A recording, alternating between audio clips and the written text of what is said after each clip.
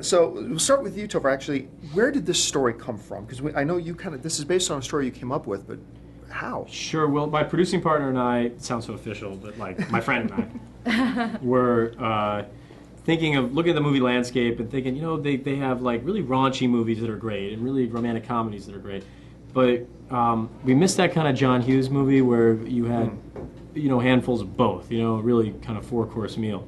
And then we started thinking about the 80s, and we started thinking how this generation doesn't, you know, there was a movie in the 90s about the 70s, just Dazed and Confused, and there was a movie in the 70s about the 50s, American Graffiti.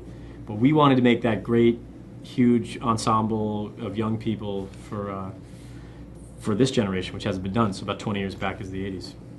Now, Teresa, most of your, if not all of your scenes in this film are actually with Topher. What was it like working with him in a comedy environment? He wasn't that funny. It was weird. I was expecting to be way more hilarious, but no. It's kind of bland, actually. He's agreeing with me. She's so right. Oh my God. We had a blast out there, you know. There was such a camaraderie on set, and we were just having so much fun and hanging out. So. It was, you know, I'm not a method actor.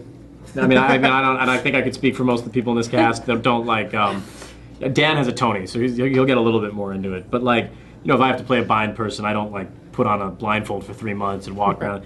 But in this case, we were like partying our asses off during the movie, and then partying our asses off. I mean, we go up to the house set on our off day and party there at the house. So it's good. It kind of bled in. We all got really close, and you could tell we're still really close as a cast. And you're talking about Hughes and stuff like that, but other than that, what made the 80s the right context and environment for the story you came up with? Well, really the protagonist, which is Matt Franklin, which is, he's a modern day protagonist. I mean, he'd be like a beautiful swan today. I think there's a statistic that 60% of the kids graduating college have to go home and live with their folks. These are really bright kids, just because of the economy.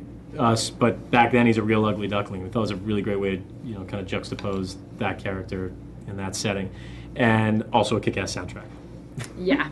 Now, you guys were at a screening at AMC last night, and I actually, after the movie was done, I actually heard somebody behind me say, when she came out referring to the introduction you guys gave the movie, why did she fake an Australian accent? Oh my gosh, I love that. That's a compliment. Have you had to do a lot of just straight American accent in the films you've done already? Yeah, usually when I do a film, I have to play an American student or whatever. And the last film I just did, I'm number 4, I got to use my natural dialect. But on this film, I work with a dialect coach, and her name's Liz Himmelstein. She works with all the Aussies, so she's really got a good ear for that sound. But yeah, it's not that hard. Well, listen, congratulations on the film, guys. It's very fun. We can't wait to have it on AMC screens. Oh, thank you. Awesome. Thank you so much.